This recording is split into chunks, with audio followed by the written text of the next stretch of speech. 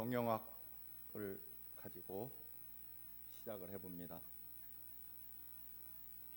1886년 약국을 경영하던 약사였던 존 탬버린이 5년간의 실험 끝에 두통약으로 콜라를 개발합니다.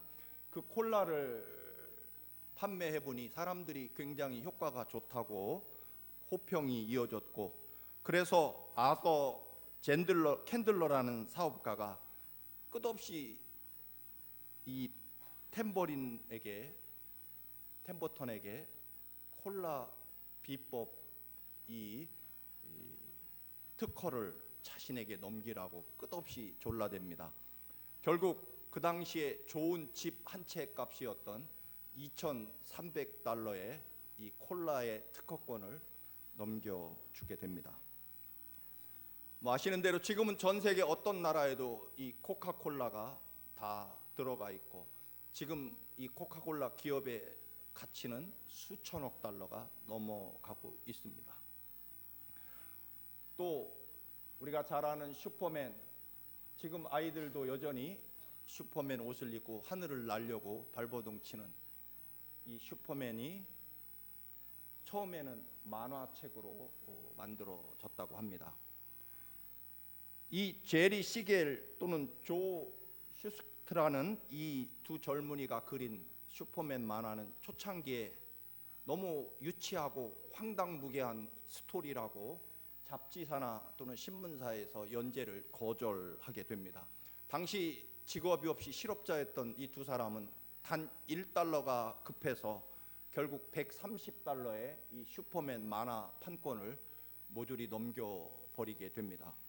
결국 우리가 아는 대로 영화로 이 슈퍼맨이 히트가 되고, 이 슈퍼맨 때문에 지금까지 벌어들인 돈은 수백억 달러가 넘고, 앞으로도 계속 시리즈로 슈퍼맨 영화가 나오면 앞으로도 수백억 달러를 벌게 될 것이라는 그런 예상입니다.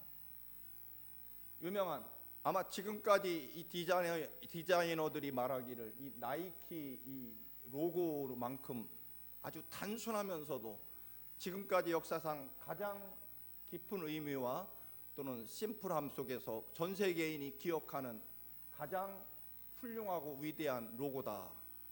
그런데 이 로고는 캐롤라인 데이비슨이라는 아가씨가 대학원생 시절에 아르바이트 삼아서 이 나이키 로고를 그려서 얼마에? 35달러에 아르바이트 삼아서 한 거니까 넘겨주는 바람에 오늘날 전 세계 신발과 옷을 지배하는 나이키 로고가 그렇게 35달러의 헐값에 넘겨집니다. 전 세계 가장 유명한 기업 중에 하나인 맥도날드, 이 맥도날드도 이 두 형제가, 맥도날드 형제가 시작을 했습니다만, 그 당시에 이 모든 회사의 권리를 950달러의 그 맥도날드 권리를 넘겨주었고, 지금은 코카콜라와 거의 맞먹는 전 세계 정말 수천억 달러, 한 해 이익만 해도 수백억 달러가 되는 그런 엄청난 회사로 성장하게 됩니다.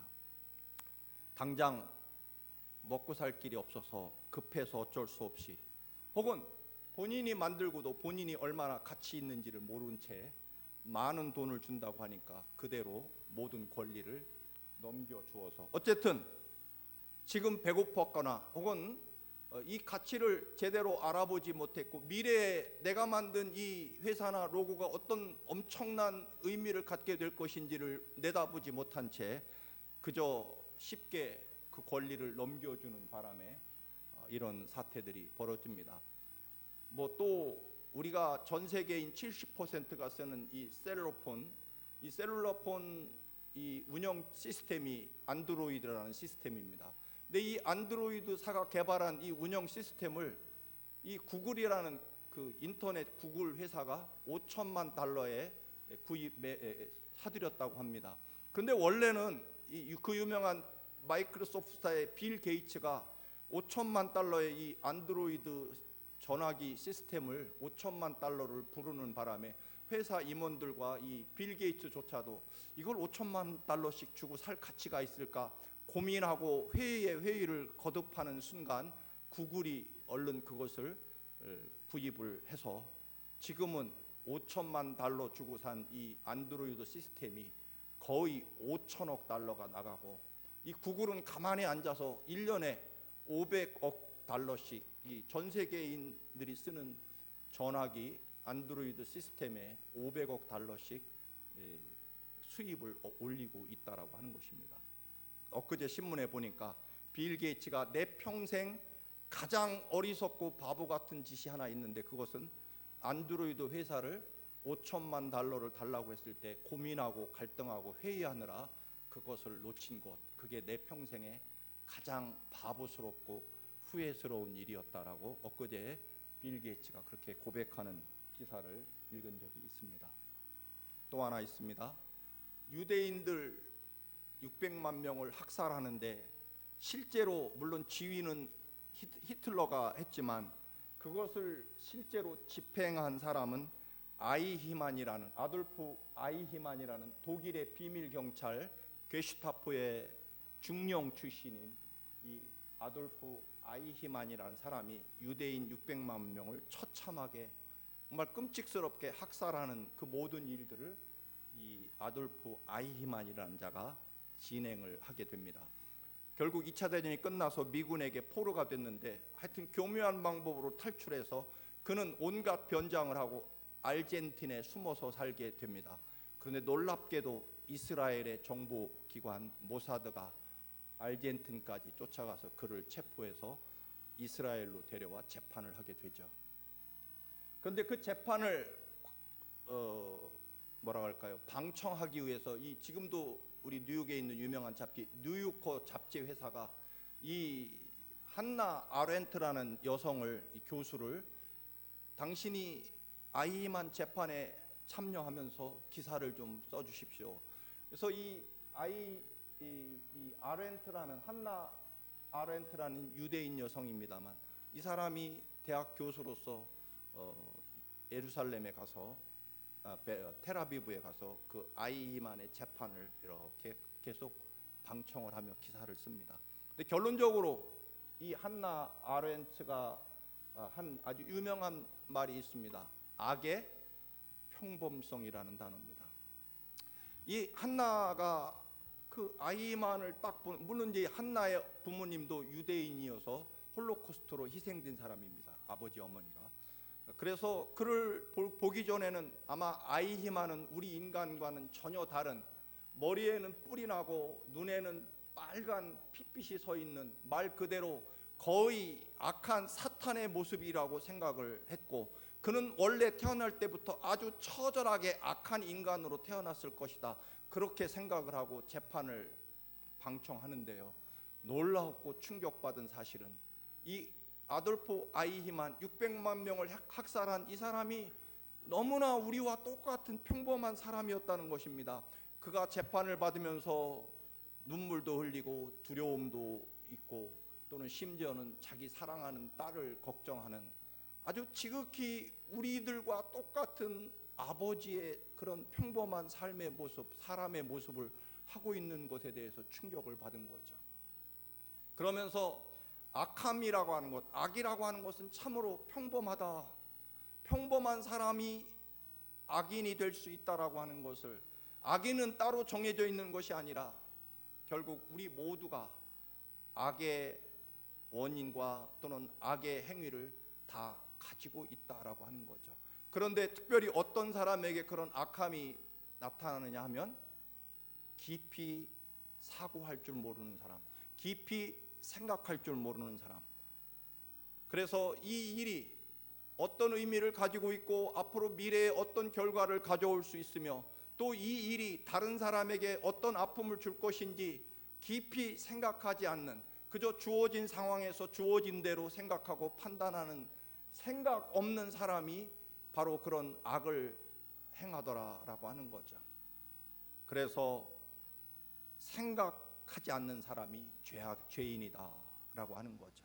다른 사람을 배려하고 또는 이 사건의 미래를 내다볼 줄 알지 못하는, 깊이 생각하고 배려하지 못하는 사람이 결국 악인이다라고 하는 것을 이야기하는, 그래서 한때 유명한 철학의 신학의 명제가 바로 악의 평범성이라는 단어입니다. 물론 당연히 하나님의 백성인 우리들도 하나님의 뜻과 또는 사랑에 대해서 생각하지 않으면 결국 우리는, 특별히 예수님이 베드로에게 사탄아 내 뒤로 물러가라, 너는 하나님의 일을 생각하지 않고 사람의 일만 생각하는도다, 예수님이 베드로에게 사탄이라고 칭하십니다. 결국 사탄과 예수님의 사람과는 분리된 것이 아니라 우리들도 얼마든지 결국은 우리들의 삶 속에서 하나님의 뜻을 더 깊이 생각하고 발견하고 찾지 않으면 그리스도인이라고 살아가는 우리들이 이웃과 형제를 더 배려하고 또 미래에 대한 현재의 모습과 삶의 모습이 앞으로 미래에 어떤 일을 일으킬 것인지를 조금이라도 더 생각하고 형제와 이웃의 입장을 배려하지 않으면 우리도 사탄에서 멀지 않다, 그런 이야기입니다. 성경에 많은 사람들이 파란만장한 인생을 살지만 그 가운데 요셉은 그야말로 굴곡이 가장 심한 사람일 것입니다. 야곱의 11번째 아들로 태어나서 특별히 아버지의 아주 특별한 사랑으로 다른 형제들과 다르게 요즘 말로 명품 옷만을 입으며 그렇게 특별한 총애를 받으며 자라났습니다. 그런데 그것 때문에 우리가 아는 대로 노예로 팔려가서 이집트 황제 경호실장인 보디발 장군의 노예 생활을 하게 됩니다. 우리가 읽은 오늘 39장 1절에서 6절 말씀 중에 특별히 2절과 3절 말씀 세번역으로 좀 더 풀어서 된 세번역으로 우리 함께 읽어보겠습니다. 시작. 주님께서 요셉과 함께 계셔서 앞길이 잘 열리도록 그를 돌보셨다. 요셉은 그 주인 이집트 사람의 집에서 살게 되었다. 그 주인은 주님께서 요셉과 함께 계시며 요셉이 하는 일마다 잘 되도록 주님께서 돌보신다는 것을 알았다. 먼저 하나님이 요셉을 돌보신다는 것을 누가 알았다고 되어 있습니까? 주인이, 보디발이 알고 있었다, 보고 있었다라는 것입니다. 어쨌든 오늘 좀 컬러를 입혔습니다. 주님께서, 하나님께서 요셉과 함께 계셨다. 앞길이 잘 열리도록 그를 돌보셨다. 또 이어서 계속 하나님께서 요셉과 함께 계시며 요셉이 하는 일마다 잘 되도록 돌보신다는 것을 알았다는 것입니다. 하나님이 요셉과 함께 계셨고 요셉을 돌보아 주셔서 앞길이 잘 되도록 또는 하는 일마다 잘 되도록 돌보아 주셨다는 겁니다. 자, 그런데 오늘 읽은 본문 감옥에 갇히는 내용까지만 우리가 살펴본다면, 여러분, 요셉이 정말 하나님이 함께 하셨고요, 앞길이 잘 열리도록 하나님이 돌보아 주셨고요, 요셉이 하는 일마다 잘 되도록 돌보아 주셨다고 성경은 기록하고 있는데, 요셉의 삶이 정말 하는 일마다 잘 됐고 앞길이 훤히 열렸습니까? 아닙니다. 여러분, 물론 처음에는 부잣집 아들로 아버지의 특별한 사랑으로 채색 옷, 요즘 말로 명품 옷만 입혀서 그렇게 아버지의 특별한 부잣집 아들로 그렇게 자랐지만 그것 때문에 형들에 의해서 노예로, 먼 나라 이집트의 노예로 팔려가죠. 하는 일마다 잘 됐습니까? 그래서 노예로 팔려갔지만 정말 죽을 힘을 다해 성실하고 열심히 노예 생활을 했더니 보디발 장군이 그를 총무의 자리로 앉혀줍니다.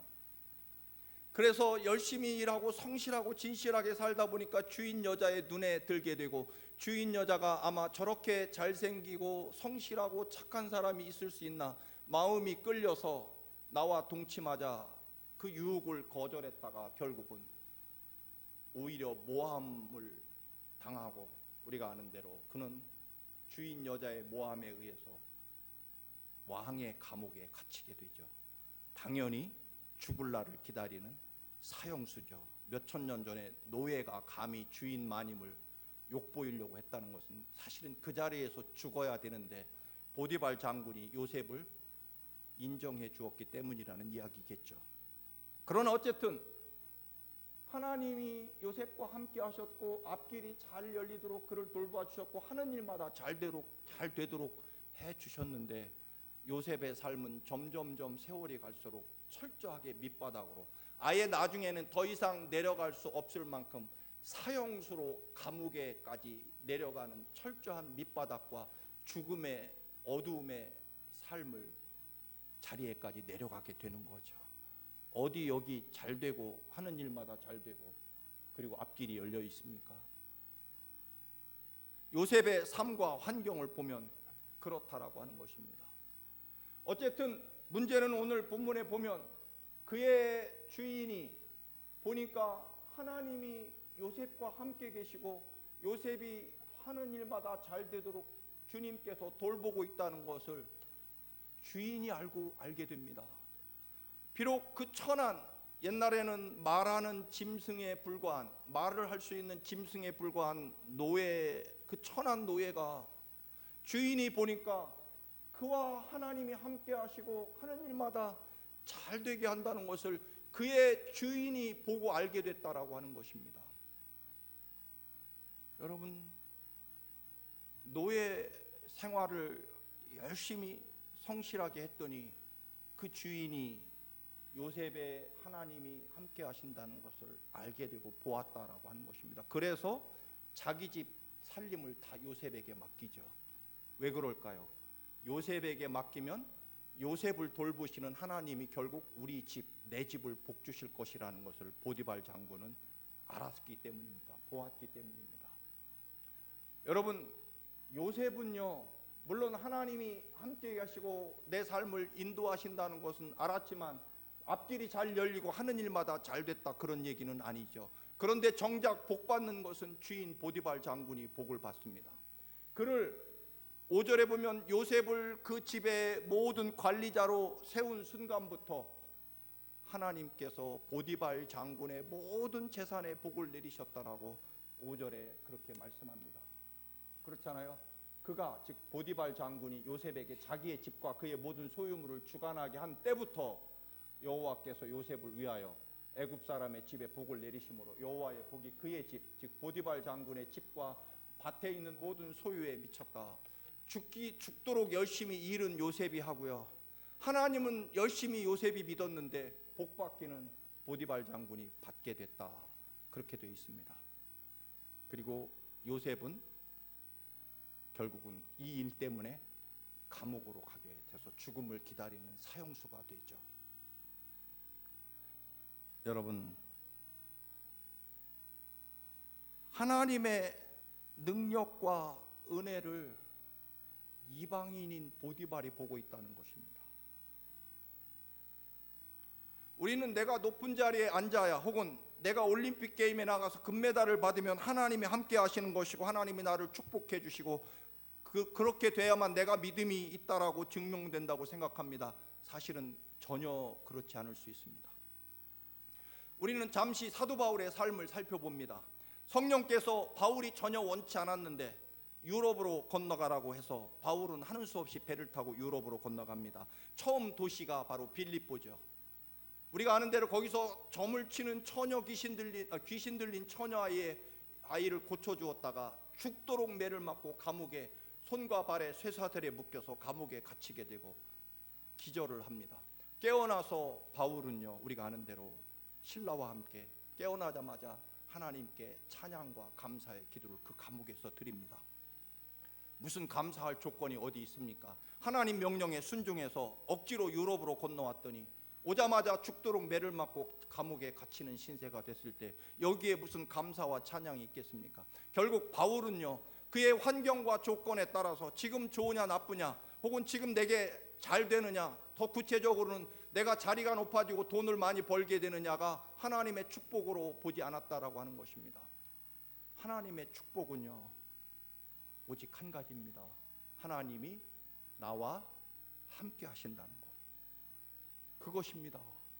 우리는 자꾸 사람의 기준으로 내게 좋으면 하나님의 축복이 함께 하시고 살아계신 하나님이라고 고백하기가 쉽지만, 물론 그것도 아름다운 고백은 분명합니다. 그러나 분명한 것은요, 하나님이 내 삶을 어떤 방향으로 인도하시든 철저하고 분명하게 영원토록 나를 위해 십자가에 죽기까지, 죽어가면서까지 그 모든 보혈의 피 한 방울 남김없이 다 쏟아 우리에게 주시기까지 하나님은 절대적으로 우리를 사랑하신다는 것, 그게 축복이라는 것입니다.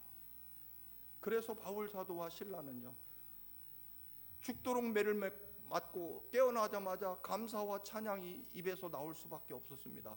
왜냐하면 환경에 따라 하나님의 사랑과 은혜를 따진 사람이 아니고 영원히 절대적인 나보다 더 나를 사랑하시는 하나님의 역사 그 자체를 믿었기 때문입니다. 지금은 볼 수 없지만, 지금은 알 수 없지만 주님께서 이대로 끝내게 하실 분이 아니라는 것을 믿는 믿음 때문일 것입니다. 바울이 마지막으로 로마로 끌려갑니다. 결국 그는 단두대에 목이 잘려서 순교하게 됩니다. 그런데 순교하기 전에 3년 동안 로마에 머물면서 그는 로마 황제 앞에서 재판을 받죠. 로마 시민권을 가지고 있기 때문에. 여러분, 제가 한국에 가서 문재인 대통령 만나게 해달라면 만날 수 있습니까? 미친 사람 취급받을 것입니다. 그 당시에 더군다나 2000년 전에 로마 황제를, 그것도 변방에 이름 없는 유대인 출신이 황제를 만나게 하겠다. 왜? 예수를 전하려고 아마 그 자리에서 사형당할 것입니다. 그런데 놀랍게도요, 사도 바울은 재판을 받으면서, 로마는 법제도가 3000년 전에부터 잘 돼 있기 때문에 3심제입니다. 마지막에는 황제에게 재판을 받죠. 3년을 기다리면서 그 로마 시민에 만나는 사람마다 로마 시에서 생활하면서 전도를 하고요, 로마 제국의 수도 로마에서 수많은 사람들에게 전도를 하고 끝에는 로마 황제에게 재판을 받으면서, 재판의 죄목이 무엇입니까? 예수를 전하는 것 때문에 끌려온 거죠. 네가 전하는 풍습이 무엇이며 사상이 무엇이냐? 살아계신 하나님의 아들 예수 그리스도가 우리를 위하여 십자가에 죽으셨고 영원한 하나님 나라를 우리에게 주셨습니다. 그걸 마음껏 재판정에서 전하는 거죠. 피고의 자격으로 자신의 무죄를 주장하는 것이 실제로는 예수 그리스도를 재판정이라는, 그리고 황제 앞에서 자신의 무죄와 결백을 주장하면서 마음껏 예수를 전합니다. 그 당시 재판은요, 유명한 재판은 로마 모든 귀족들, 고위 관리들, 로마 황제의 친척들도 구경 삼아서 수백 명이 모이는 자리에서 이 재판을 하죠. 바울 사도가 이 로마 제국의 최고의 지도자들과 귀족들 앞에서 재판이라는 형식을 통해, 그것도 한두 번이 아니라 수없이 재판이 열리는 날마다 예수 그리스도를 전하게 되죠. 어떻게 됩니까? 결국 아주 작은, 역사로 보면 3% 미만의 그런 기독교인이 로마 제국을 기독교 국가로 만드는 일이 바로, 정확하게는 엄밀하게 말하면 사도 바울이 아마도 재판을 받으면서 황제에게, 황제의 그 친척들에게, 그 수많은 로마 귀족들, 관리들에게 재판을 통해서 수도 없이 예수를 증거했기 때문일 것입니다. 그래서 빌립보서에 보면 바울 사도는 내가 감옥에 갇힌 것을 나는 기뻐한다. 왜? 감옥에 갇히고 보니까 하나님의 놀라운 역사와 은혜가 이 감옥에 있었다라고 하는 거죠. 그래서 복음이 전 유럽의 로마 식민지는 모두 예수를 믿어야 되고, 복음이 미국을 통해서 우리 조선까지 전해오게 되는 거죠. 바울은 에베소서, 빌립보서, 빌레몬서, 골로새서 이 네 편지를 감옥에서 남깁니다. 감옥에 있는 동안에 쓰는 거지, 편지를. 지금까지 그 아름다운 기쁨에 서신 빌립보서, 엄청난 하나님 나라의 진리와 교리를 담은 에베소서, 빌레몬서, 골로새서, 이런 주옥 같은 서신을 통해서 오늘날까지 우리에게 말씀하시고 생명을 전하고 있는 거죠. 무엇 때문에? 감옥에 끌려갔기 때문에. 오늘 요셉이 하나님과 함께하는 것을 보디발 장군이 보았고, 그래서 얼른 그는 요셉을 총무로 세웁니다. 왜? 요셉이 함께 하시는 하나님의 축복을 내가 받아야 되겠다는 이유입니다. 믿지 않는 이방인도요, 요셉과 함께 하시는 하나님을 보았습니다. 그리고 그 축복을 받으려고 요셉을 총무의 자리에 세웁니다. 그리고 실제로 그 집안이 요셉 때문에 엄청난 축복을 받았다고 성경은 되어 있습니다. 그런데 사실은 그걸로 끝이죠. 딱 한 번 보디발이라는 사람의 이름이 나오고 그가 어떤 삶을 살았는지는 성경에 기록하고 있지 않습니다. 여러분, 요셉이 열심히 하나님을 믿고 흔들림 없이 정말 최선을 다해서 노예로 생활했을 때 그 축복은 보디발 장군이 받는 것처럼 보입니다. 흔히 재주는 요셉이 피우고 돈은 주인이 버는 그런 형국이 되었습니다. 그런데 여러분, 나만을 지극히 사랑하시는, 나를 살리시려고 십자가를 지신 그 주님, 그리고 영원토록 나와 함께 하시겠다고 하는 하나님이 내 편이신 것이 복이겠습니까? 아니면 늘 만난 것 사주시고 명품 사주시는 아버지가 축복이겠습니까? 여러분 보이십니까? 하나님이 영원토록 여러분과 함께 하시는 것을 여러분은 보고 계십니까? 보디발은 보았습니다. 믿지 않는 사람이지만. 그래서 그 축복을 받으려고 요셉을 총무의 자리에 세우게 됩니다. 모세가 태어날 때 이집트 황제는 이스라엘 히브리 출신의 사내아이는 모조리 다 죽이라는 명령을 내립니다. 모세의 어머니 요게벳과 아버지 아므람은 목숨 걸고 아기 모세를 숨기면서 키우게 되죠. 그러나 애가 커서 석 달이 지나자 도저히 키울 수가 없게 됩니다.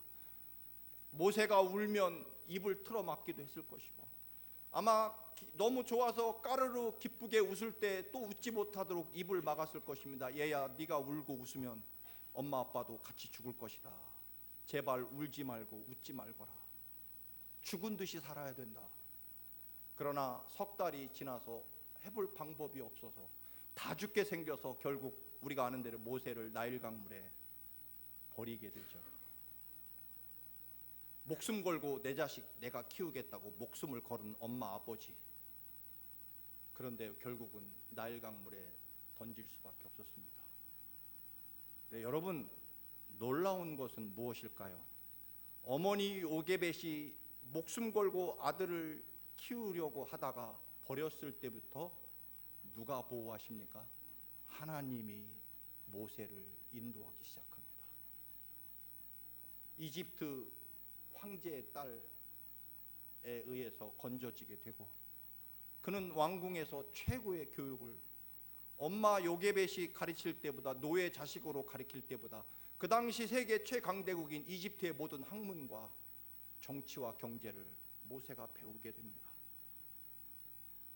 어머니 요게벳도요, 목숨 걸고 아이를 키우고 두려움 속에 키우다가 유모가 되죠. 유모가 돼서 이집트 왕자를 키우는 유모니까 권력도 얻었겠죠. 누가 무시할 수 있겠습니까? 또 여러분, 여기 여러분 중에 내 아들 키웠다고 돈 받은, 월급 받은 분 계십니까? 없죠. 근데 어머니 요게벳은요, 모세를 강물에 내려놓는 순간부터 아마 유모 월급을 받았을까요? 안 받았을까요? 이집트 황제가 유모로 요게벳을 데려오면서 공주가 월급을 줬을 겁니다. 알고 보면 세상 말로 제 자식 키우면서 황제에게, 공주에게 월급 받으면서 자식을 키웁니다. 더 이상 웃지 못하게 울지 못하게 입을 막을 필요도 없고요. 오히려 권력을 얻었습니다. 내가 키울 때보다 훨씬 더 많은 엄청난 최고의 학문을 배우게 되고 정치 권력을 배우게 됩니다. 뭐 했을 때요? 목숨 걸고 내 자식 내가 키울 때보다 내려놓았을 때 하나님이 인도하셨고 그리고 하나님이 양육하시기 때문입니다. 요셉도 마찬가지죠. 아버지 야곱이 그 눈에 넣어도 아프지 않을 만큼, 그래서 얼마나 예뻤으면 그 채색 옷 명품 옷만 사입히고, 아버지가 그렇게 사랑할 때는 아버지의 사랑 때문에 결국 요셉은 죽을 위기에 처하고 결국은 노예로 팔려가게 되죠. 그러나 여러분, 요셉이 아버지가 입혀준 옷을 찢기고 벌거벗은 몸으로 맨발로 노예로 이집트로 팔려갈 때부터 누가? 하나님이 요셉을 인도하기 시작합니다. 그렇잖아요. 하나님이 이끌어 주시면 형통케 됩니다. 여기서 여러분에게 대단히 어려운 질문을 드립니다. 여러분이 여러분을 더 사랑하실까요? 아니면 여러분을 살리려고 십자가에 죽으신 예수님이 여러분을 더 사랑하실까요? 죄송합니다. 너무 어려운 문제를 낸 것 같습니다. 만만한 우리 장선순 권사님, 장선순 권사님이 장 권사님을 더 사랑합니까? 아니면 장 권사님을 위해 십자가에 대신 죽으신 예수님이 장 권사님을 더 사랑하실까요? 네? 맞습니까? 더 어려운 질문을 또 하겠습니다. 여러분이 여러분의 자녀를 목숨 걸고 뼈 빠지게 애써서 키울 때 자녀가 잘 될까요? 아니면 하나님이 여러분의 자녀를 맡아서 키우실 때 더 잘 될까요? 연세 드신 분 말고 우리 박숙희 집사님이 뼈 빠지게 죽어라 이래서 다나를 키울 때 다나가 잘 될까요? 아니면 하나님이 우리 다나를 지키시고 이끄실 때 더 잘 될까요? 네? 대답이 시원찮아요. 하나님이. 맞습니까? 그러면 이제 또 어려운 질문합니다. 누구 눈 피하지 마시고요. 여러분 사업장, 가게, 여러분이 새벽부터 밤늦게까지 죽어라 일할 때 잘 될까요? 아니면 하나님이 마음 먹고 하나님 마음에 합당해서 그 가게를 복주시기로 작정할 때 더 잘 될까요? 우리 우경희 권사님 대답하셔야 되겠네요. 내가 죽어라 일해서 가게를 운영할 때 잘 될까요? 아니면 하나님은 마음 먹고 복주시려고 할 때 잘 될까요? 맞습니까? 그러면 부부가 열심히 애쓰고 서로 배려하려고 애쓸 때 부부관계가 좋을까요? 아니면 하나님이 부부 사이에 하나님을 모신 부부가 더 아름답고 행복할까요? 엊그제 신문에 보니까 한국의 제일 부자고 유명한 연예인 송중기하고 송혜교가 이혼했답니다. 뭐 아멘까지는 할 일은 아니고요. 여러분, 그렇습니다. 그래서 맹세합니다. 감사할 것입니다. 하나님을 믿기 때문에 여러분, 늘 말씀을 드립니다만 아까 기준으로 보면요, 여러분의 인간의 기준으로 보면 요셉은 점점점 밑바닥으로 내려가고 있죠. 부잣집 귀한 아들에서 노예에서 사형수로 날이 갈수록 밑바닥으로 내려갑니다. 죽어라고 애쓰고 노력하는데도 점점점 사람이 눈으로 볼 때는 그는 점점 망해가서 나중에는 사형수가 됩니다. 그런데 말씀드린 대로 하나님의 역사의 눈으로 봅시다.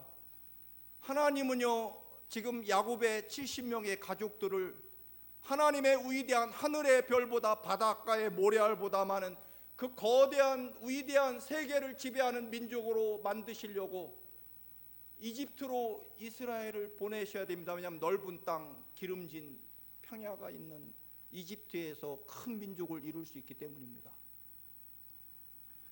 그런데 그 일을 하려면 이집트 총리의 자리에 쉽게 말해서 이스라엘 사람을 앉혀야 되겠다는 것입니다. 하나님의 구원의 계획과 섭리는 이집트 총리 자리를 요셉에게 맡겨야 이 지금 현재 70명에 불과한 야곱의 식구들이 하늘의 별보다 많은 위대한 민족으로 번성하게 될 것이기 때문에 요셉을 이집트 황제 옆자리 총리의 자리에 앉히려고 계획하셨기 때문에 이 하나님의 구원의 계획으로 보면 요셉은요, 하나님의 눈으로 보시면 부잣집 가나안 부잣집 아들에서요 노예로 이집트로 가게 되죠. 이제 이집트 총리의 자리에 무지무지하게 가까워졌습니다. 총리의 자리에 가장 빨리 가려니까 어디로 갑니까? 황제 경호실장 집에 갑니다. 비록 노예였지만. 그러나 거기서 또 황제 집은 아마 궁궐 밖에 있을 테니까 이제 요셉을 궁궐 안으로 들여보냅니다. 어디요? 황제 감옥으로. 황제 계신 바로 밑 아마 지하 감옥에 있었을 것입니다. 꿈을 해석해서 바로 황제 옆자리로 올라 그 옆에 앉게 되는 거죠. 하나님, 사람의 눈으로 요셉은 점점점 비참해져 가지만, 점점 내려가지만 아닙니다. 하나님의 구원의 역사를 눈으로 보면 요셉은 점점 하나님이 정하고 계획하시고 섭리하신 이집트 총리의 자리로 점점점 가까이 보내고 계신 거죠. 우리는 당장 배고프니까 130달러에 슈퍼맨 만화를 팔아치우고, 지금 당장 이 콜라 한 잔에 5센트씩 팔아서 언제 부자가 될까, 당장 집 한 채 준다니까 얼른 코카콜라를 팔아 넘기고, 지금의 눈과 또는 내 삶의 기준으로 좋다 나쁘다, 눈앞에 잠깐의 이익과 사람의 시각으로 바라보는 이 믿음의 눈을 우리가 뜨지 않으면, 영적으로 뜨지 않으면 보디발 장군조차도 자기 집에 천한 노예와 함께 하시는 하나님 때문에 요셉을 총무로 세우는데 말입니다. 하나님의 거룩한 백성인 우리들이 하나님이 여러분과 함께 하심을 여러분 보셔야 됩니다. 그리고 영원토록 사랑하시고 하나님이 구원하시고 계획하신 그 자리로 우리를 점점점 이끌어가고 계심을 볼 수 있는, 내 사업이 점점 안 되니까 하나님과 점점 멀어지는가 보다. 그렇습니까? 아닙니다. 그럴 때일수록 우리는 더 하나님의 역사와 계획하심을 바라보며 감사 또 감사하고요, 기뻐하는 것입니다. 이제 나보다 더 나를 사랑하시는, 나보다 내 자식을 더 아끼시고 나보다 내 사업장을 더 소중하게 여기시는 복 주시는 하나님께 여러분 맡기시기를 바랍니다. 우리가 하나님을 따르는 이유를 거창하게 얘기할 수 있겠지만 사실은 간단하게 말한다면 한마디로 나보다 더 나를 잘 아시고, 나보다 더 내 미래를 잘 아시고, 나보다 더 나를 사랑하시는 하나님 때문일 것입니다. 하나님이 우리에게 최선이고 최고이시고 그리고 완전하십니다.